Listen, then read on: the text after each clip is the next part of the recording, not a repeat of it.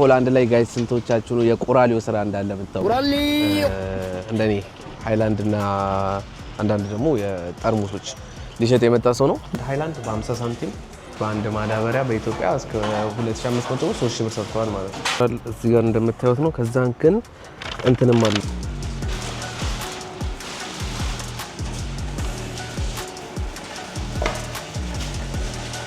ሰላም ሰላም ሰላም ውድ የዩቲዩብ ፋሚሊዎቼ እንደምን አላችሁ? እኔ በጣም ደህና ነኝ።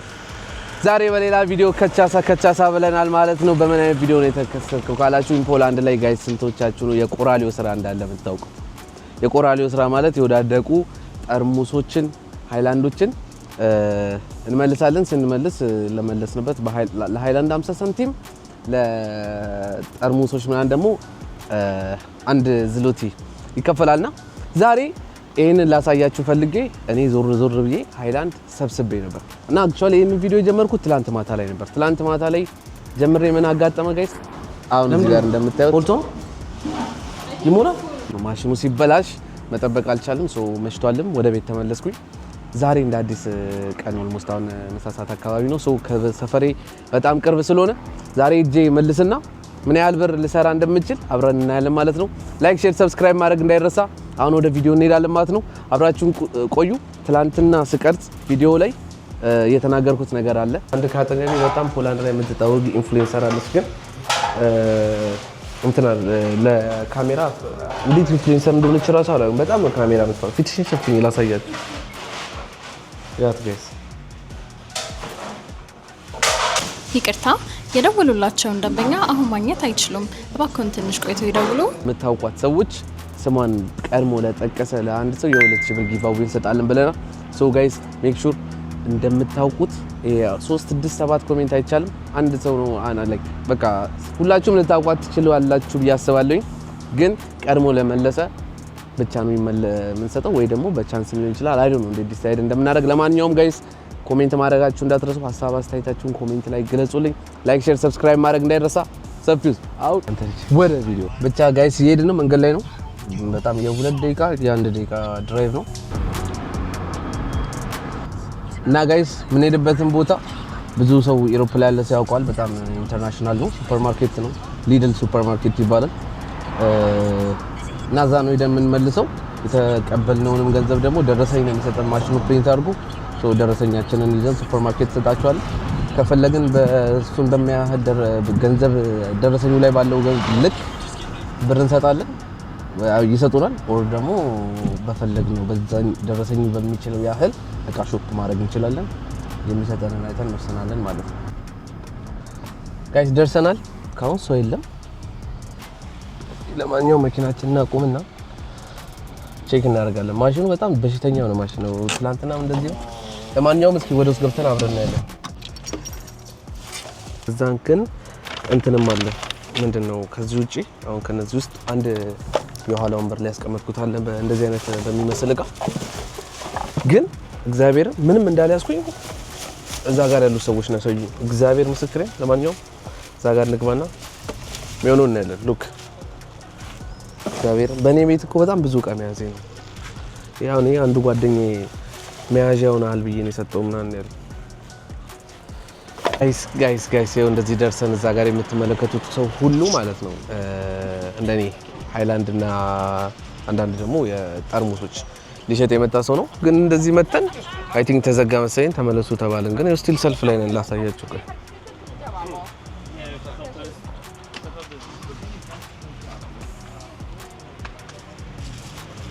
እንደምታዩት ነው ጋይስ ተዘግቷል።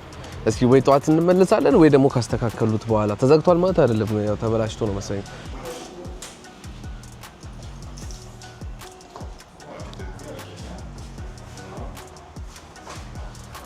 ብቻ ወይ ካስተካከሉት እንትን እንላለን፣ ካላስተካከሉት ደግሞ እንሸጣለን። ግን አይ ዶንት ቲንክ ሶ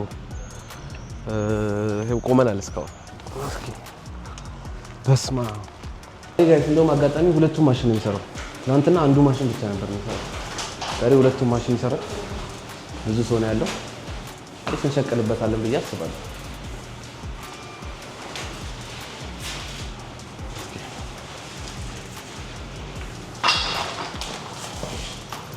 ስሰበስብ ለመቅረጽ ስላልተመቸኝ አልቀረጽኩም። ግን በጣም ብዙ ነው የሰበሰብኩት ከጓደኞቼ ከአንዳንድ ምናምን ብቻ ቤት ስንጠጣ ምናምን ካስቀመጥነው ሃይላንድ ምናምን የሰበሰብኩት።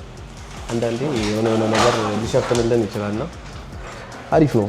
ፀጉሬ እንዳልኳችሁ ነው እንግዲህ ጋይስ መላጣ መስያለሁ። ለዛ ነው ፀጉሬ እንደዚህ አድርጌ እየቀረጽኩላችሁ ያለሁት። ይሄው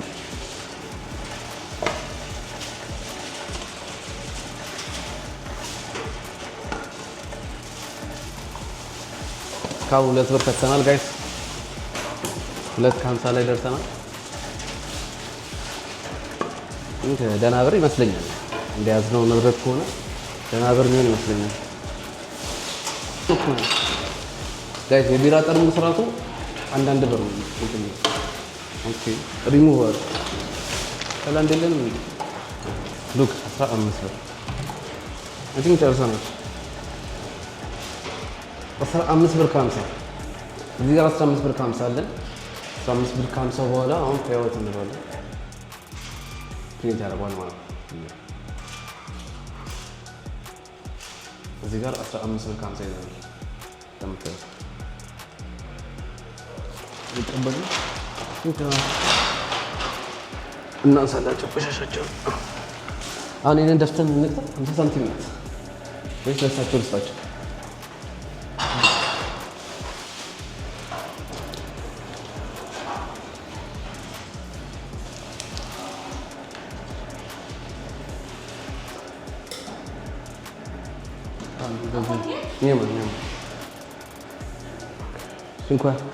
እኛ ሰጠን ያና መስሎ ለማንኛውም እዚህ ጋር ቆሻሻችንን ይዘን እንውጣ። እዚህ ጋር 15 ብር ከ50 አለ።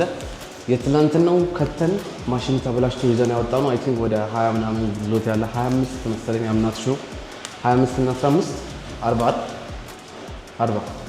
40 ዝሎት ማለት ከረንትሊ በኢትዮጵያ ብር አይ ቲንክ ወደ 2000 ነው 2000 ብር ገደማ 2000 ብር እቺን ሃይላንድ ከተን ያሰራ ነው ማለት 40 ዝሎት። አንዳንድ ሰዎች እኔ አሁን ለእናንተ ለቪዲዮ ለማሳየት ነው ለመናገር የሰበሰብኩት።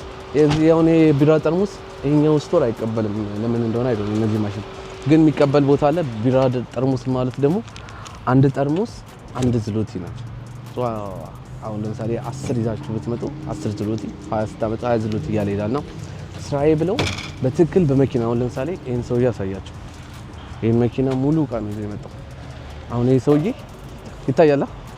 አሁን ይሄ ሰውዬ እንደነዚህ አይነት ሰዎች አሉ በጣም በብዙ ስራዬ ብለው ይመጡ። ለማንኛውም አሁን እቺ ንክተትና ሄደን ገንዘባችንን አሁን ይሰጡናል አይሰጡንም አይዶን ነው ቻብረን ያለ ፍራችሁ ነው አይስ። ለማንኛውም እንዳያችሁት ነው ሃይላንዳችንን ከተን ብራችንን ወስደናል። ደረሰኝ አጋጣሚ የትላንት ነው ደረሰኝ ማታ ላይ እንዳልኳችሁ እንዳያችሁት ማታ ላይ ያለውን ደረሰኝ አልያዝኩትም።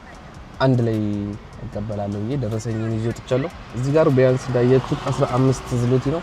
የትላንትናው ደግሞ እንደዚህ አለ አይ ቲንክ ወደ አጠቃላይ 40 ምናምን ዝሎቲ ነው። ይሄ በጣም ሾርት እና ትንሽዬ ነው። ቤት ውስጥ ከነበሩት ሃይላንዶችና ከጓደኞቼ ምናምን ወስጄ ነው ቪዲዮ ለመስራት ማለት ነው። ግን አንዳንድ ሰዎች አሉ ስራዬ ብለው አሁን ቅድም ሰውዬ በላስቲክ ትላንት እንዳሳየዋችሁ ትላንት ላይ እንደቀረጽኩት ደግሞ በማዳበሪያ ምናምን ይዘው መጥተው የሚሸጡ ሰዎች አሉ። አንዳንዶቹም እንደ ስራቸው እንደ አሉ አይደል ሆምለሶች ምናምን እንደዚህ እንደ ገቢ ምንጭም አድርገው የያዙት አሉ። ለማንኛውም አሪፍ ነው። ኢትዮጵያ ላይም እንደዚህ አይነት ነገር ቢጀመር ቆሻሻን አቮይድ ማድረግ እንችላለን አይደል?